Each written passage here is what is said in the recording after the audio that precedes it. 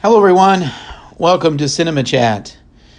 This is the podcast where we talk about the movies and the people that made them. And today I'm really excited about this show. I'm going to talk about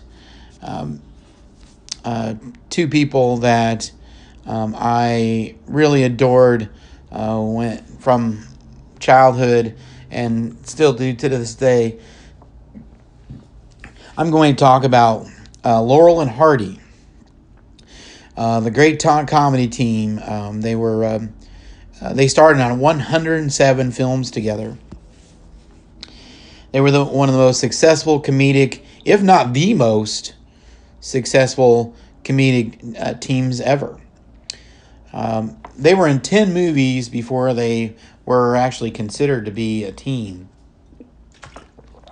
They took on their personas after they were in these movies. They were in a series of movies together just by happenstance. But they were not their normal characters that you think of in the earlier films. Stan Laurel was born Arthur Stanley Jefferson in 1890. He was born in northwest England. He joined a comedy troupe it was a Fred Carnot's troupe, a very famous troupe in England, and he joined them in 1910 at a young age of 20. Fred Carnot's troupe also included a young man named Charles Chaplin. Stan Laurel was Charlie Chaplin's understudy at the time. But the troupe specialized in slapstick comedy. Stan ended up in the U.S. and made it into the film industry. He was in dozens of films before teaming with Oliver Hardy. However, they both were in a movie called The Lucky Dog in 1921. Stan continued to star in movies produced by Hal Roach. Oliver Hardy was born in 1892. In 1910, Hardy was a manager at a movie theater. He had dreams of being in the movies himself, though. In 1914, Oliver Norville Hardy got a break and got a role in a movie called Outwitting Dad. By 1950, Oliver Hardy had appeared in 50 short films. They were all one-reel films at the time. Oliver Hardy was set to play in the movie The Lucky Dog in 1921. Hardy played the role of the heavy in that movie, as he did most of his early films. It took another 4 years or so for Hardy to appear in another movie with Stan Laurel. Thankfully, the two had parallel careers that, again, just by happenstance, they end up appearing in movies together. They were both Hal Roach, both under contract with Hal Roach, but the teaming was an evolution, and eventually they starred in a movie called Putting Pants on Philip. And in this movie, this was the very first movie where they made a movie where they attempted to be a team, and they would continue to make movies together after that. They were paired in 16 more silent films after that. Unlike some stars that really had trouble with moving from silent movies to the talkies, Laurel and Hardy did not have that problem. They seemed to thrive with the sound. They did make one other silent movie called Double Whoopee, and this is a notable movie because it featured the legendary Jean Harlow. It was a pre-code movie, and there's a scene in it where Jean Harlow is missing most of the back of her dress, and the boys are looking at her bare back, and they're perplexed on how to feel about it. But the boys went on to star in some classic short films, including Blotto, Bratz, Chickens Come Home, Laughing Gravy, and Our Wife. They eventually made a feature film called Pardon Us. The movie actually had lukewarm reviews. I think the transition to feature films caused them a little bit of an issue because they were stretching out their gags a little bit and stretching out their characters a little bit. In the movie Pardon Us, the two guys play the people that are in prison. They play two people that are in prison for selling brew during Prohibition, and the movie was lost for decades, but it was recovered in the early to mid '80s. They went back to short films after that for a while. They made Come Clean, One Good Turn, and the Academy Award winning The Music Box.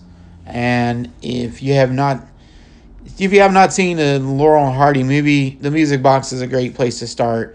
The Music Box had the boys trying desperately to deliver a piano. It makes it up the stairs and back down, up the stairs, back down, up the stairs. Just absolute 29 minutes and 16 seconds of hijinks is what The Music Box is all about. And after that, they made more short films. They made The Chimp, County Hospital, and in that movie, Ollie is in the hospital with a broken leg. Their next feature film was Pack Up Your Troubles. And Pack Up Your Troubles was a heartwarming film.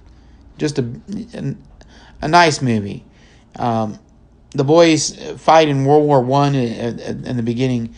And after they come home, they eventually try to take care of a little orphaned girl. And there's some funny stuff in that movie, and it is heartwarming. More short movies after that would ensue.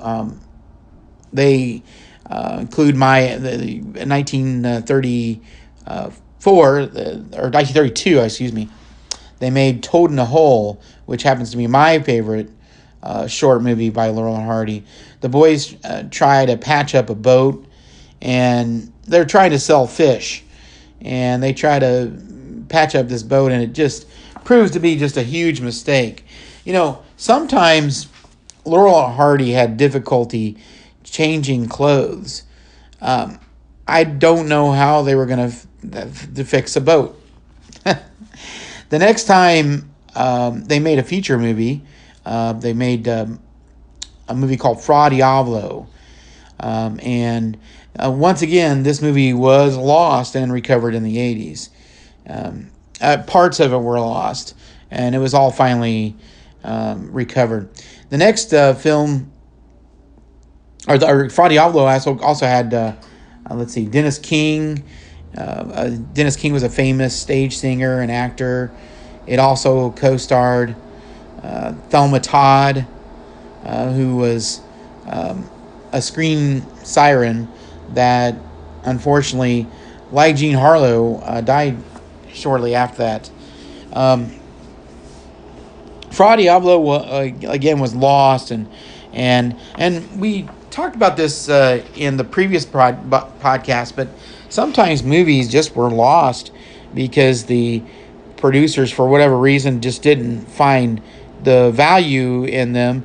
And I don't think they took into account that TV was going to play in. And during the 1950s, there were an awful lot of silent movies that replayed on TV, and lots of movies from the 30s and 40s that replayed on TV in the 50s. But they didn't see that coming. Laurel and Hardy made shorts before making.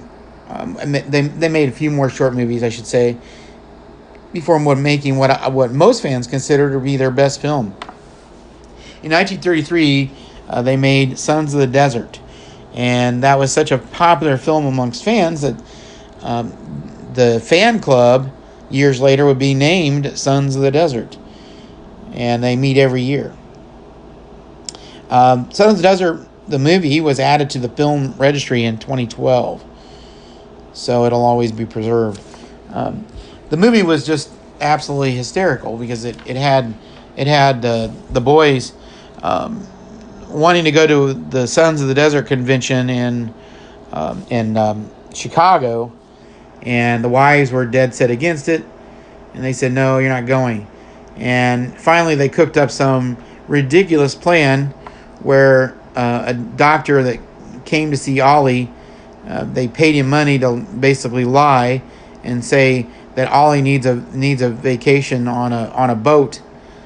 And so the boys end up going on this trip, and they're supposed to be going on a boat to Hawaii, but they end up going to Chicago to go to the convention. And then we try to figure out, are they going to get away with it? I think you know the answer.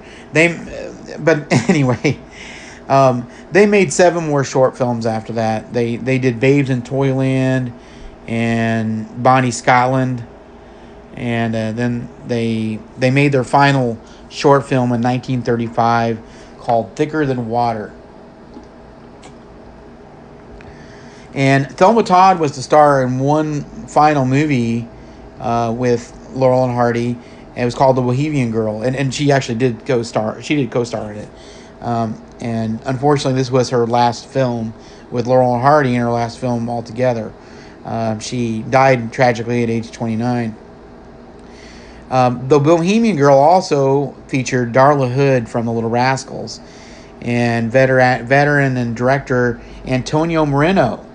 And you might remember from the last podcast, we talked about Clara Bow and the It Girl.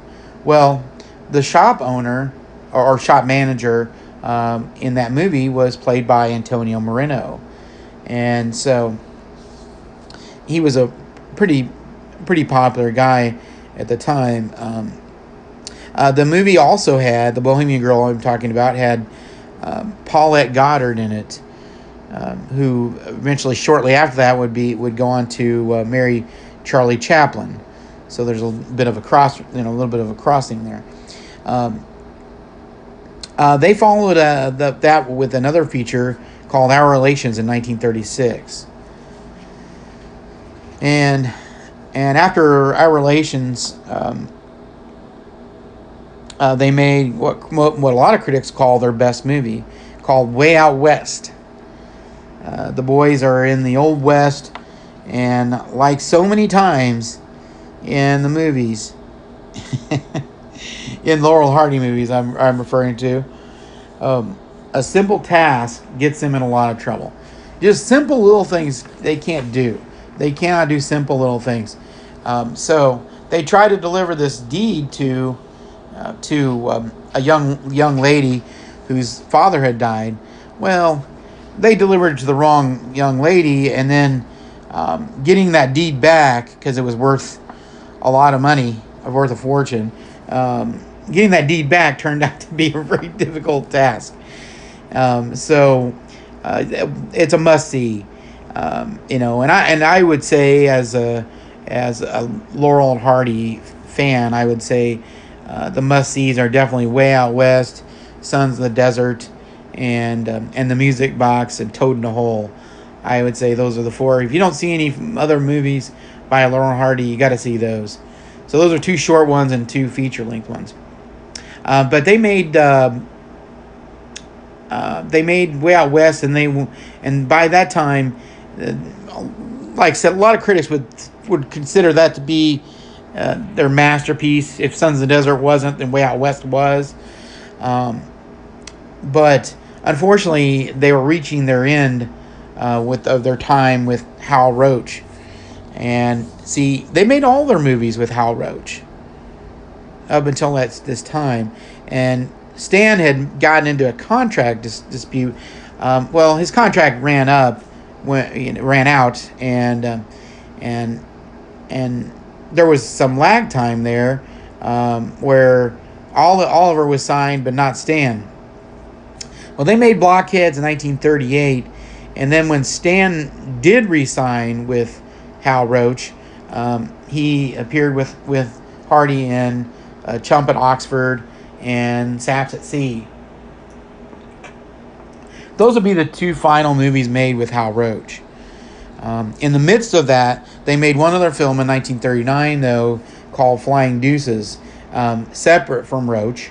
This movie gave Oliver Hardy a chance to use his singing voice.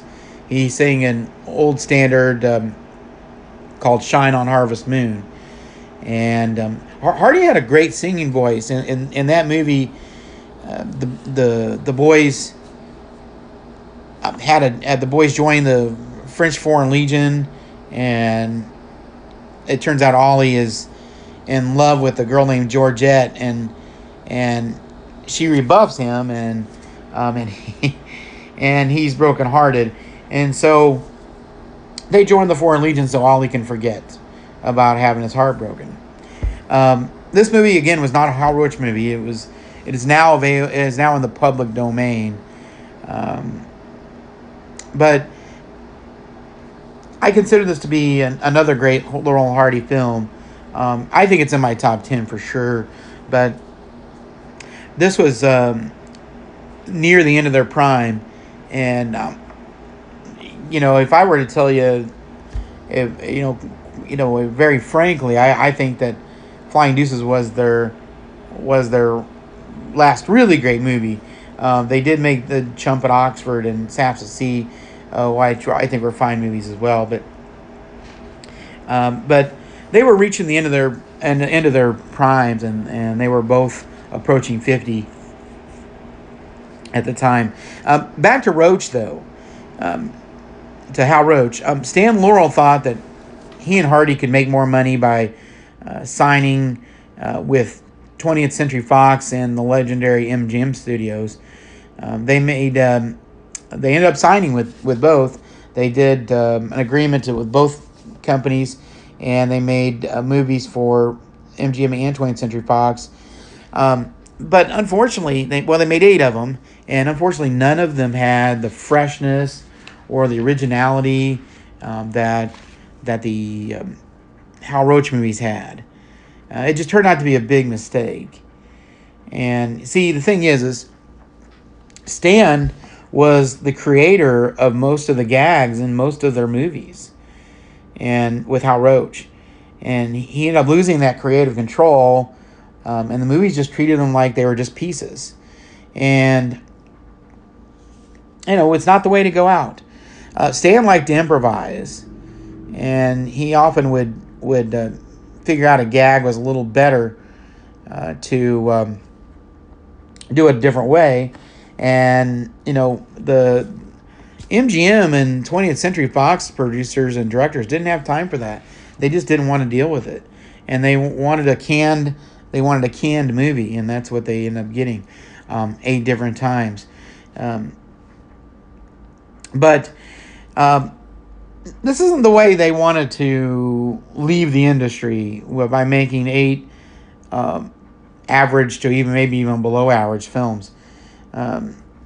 They made one with called the Bullfighters, another one called A Haunting We Will Go, which I thought were very good movies, and but nothing close to the classics from Hal Roach, the Hal Roach years. Then they made Atoll K. Atoll K took a year to make. Sand suffered a stroke, and they were old, or they were getting old, and they looked very tired. And Atoll K had Susie Dallaire, a French actress that Susie Dallaire just celebrated her 100th birthday last year in 2017. But Atoll K was a total mess. I mean, it was just a mess. You have a sick Stan, and you have Ollie looking old, and it's just not, and the acting wasn't good. They were speaking French and they were speaking Italian. Some of the people on the set were speaking French, some were speaking Italian, and meanwhile Stan and Ollie spoke English. So it just turned out to be a bad film, and it was a total mess. But it was released in 1951, 6 years after completing The Bullfighters, their previous film. Well, Laurel and Hardy went on from their movie careers. They went to tour Europe on the stage, on a tour that sold out everywhere. And Stan got a chance to return to England, his homeland, where the men were mobbed by crowds. And Stan said he cried when he realized how much they were loved. Laurel and Hardy were a great team. However, their love lives weren't always that great. Between the two of them, they had 7 marriages. 5 of them were Stan's, and who always owned alimony, by the way. Both of them were married to women that treated them very badly. And luckily, they both ended up happily married at the end of their lives. So their last marriage was they were married to someone that appreciated them. But coincidentally, when Laurel and Hardy had wives in their movies on screen, the wives were almost always very boorish. Mae Bush often appeared as Oliver Hardy's wife. Her demeanor in their films was rarely friendly. They also had some other some other co-stars that appeared fairly frequently. Charlie Chase. Charlie Chase was a man that was pegged to be a huge movie star, huge movie comedian, especially in on into the 40s, in the 30s on into the 40s. But unfortunately, he died fairly young. He did very, very young, and he was consumed by alcohol. Billy Gilbert was in a lot of their movies. He played a heavy, usually in the movie. He was always an antagonist against the boys. Edgar Kennedy also appeared often as an antagonist. Sometimes he was a police officer, and other times he was just a guy. But Ben Turpin, the cross-eyed silent star from the Max Sennett movies, he's one of those guys you may not know who he is by saying his name, but you've probably seen a picture of him at some point. He's got real crossy eyes, and just was funny just to look at. But he appeared in a few movies with the boys. Jim Finlayson was often an antagonist too with the boys. Sometimes he was just a helpless sap. He just didn't know how to deal with the dumbness of Laurel and Hardy. And so he often had to deal with that. And we mentioned Jean Harlow earlier, who went on to make lots of MGM movies before her untimely death. And Thelma Todd, who also appeared in RKO movies. And there were some common things said by Ollie in movies. Ollie would always say, in nearly every film, he said, "Well, here's another nice mess you've gotten me into." And he would always appear helpless and then say, to Stan, "Why don't you do something to help me?" And Stan is not a good helper. Stan had a few funny sayings in movies. As a matter of fact, I think they made 107 films together. I'm sure there's 107 different sayings. But Stan would say, in one film, he said, "You can lead a horse to water, but a pencil must be lead." And then he had another one that said, "No use crying over split milk." And he'd say, I'm sorry, Ollie. I didn't mean to be so dispolite." Anyway, they had some very slow and deliberate comedy. And what Laurel and Hardy were hoping for it was the big guffaw on the back end of the scene. There'd always be a big one at the end. It's almost like watching fireworks. You hear the little ones, and all of a sudden you hit a big one. That's what Laurel and Hardy were doing. when they did their comedy. They had the famous Cuckoo song, and that introduced most of their movies. That was a song. That was music created by Marvin Hatley. Laurel and Hardy were known for their suits and their derby hats. Ollie wanted you to think he was smart and debonair, and he was neither of those. Stan was just ditzy all the time and had some nonsensical thing to say. Funny thing is Stan had some really brilliant ideas every once in a while in the movies, but somehow it would get sabotaged by one thing or another. Usually the approach to finalization of an idea by Stan would be thwarted by something, usually by their own thoughts. But apart from Stan Laurel, Oliver Hardy in 1939 was the main character in a movie called Zenobia. This movie was made during that little lag time where Stan was didn't have a contract with Hal Roach. And so Hal Roach was attempting to kind of negotiate here and maybe even squeeze Stan out of the deal. And he had Oliver Hardy starring with Harry Langdon. He was basically teamed with Harry Langdon, but he also had some great chemistry with Patsy Kelly, an actress in the movie, and Hal Roach had he at least threatened to make them a team and scare Stan, and that was a negotiating ploy. But whether or not that was an actual thing, I don't know. I don't think anyone knows. But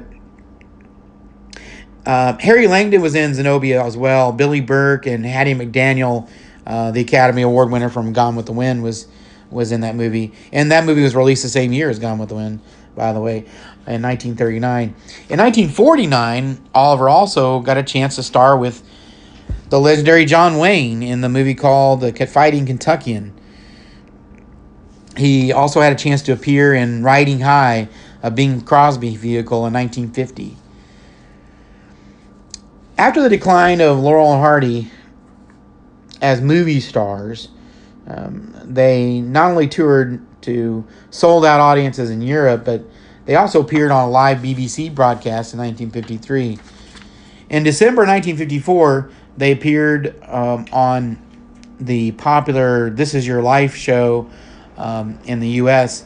This Is Your Life, if you don't know, was a show that would bring people later on in their years, and they would surprise them and bring some of their co-workers or people, their all of the collaborators that they were with, and in Stan's case and Ollie's case, or maybe it was just people from their personal lives, but they would that show had Stan looking very bewildered because he didn't know if he should be in character or not, because he didn't really give any real interviews, because he stayed in character when he gave an interview. And Oliver would get halfway from the character from Ollie, but he would still, when he was talking to Stan, always be in character. But their appearance on This Is Your Life had overwhelming response from fans. There were lots of letters sent in, and so many so that Hal Roach Jr.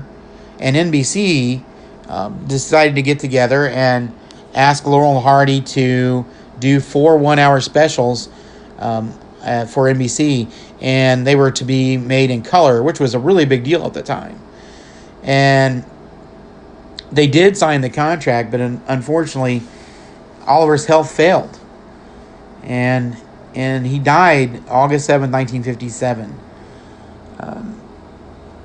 Stan was too ill recovering from a stroke, and he couldn't attend. Oliver Hardy appeared in over 250 movies. After being a movie house manager, he became a true movie legend. Stan Laurel recovered from his stroke and eventually won a Lifetime Achievement Academy Award in 1961. Danny Kaye presented the award. Stan died February 23rd, 1965. Hal Roach Sr. and Jr. attended Stan Laurel's funeral.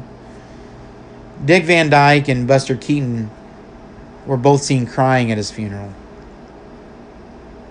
Dick Van Dyke had befriended Stan in Stan's later years, and Dick Van Dyke had deep admiration for Stan Laurel. Buster Keaton said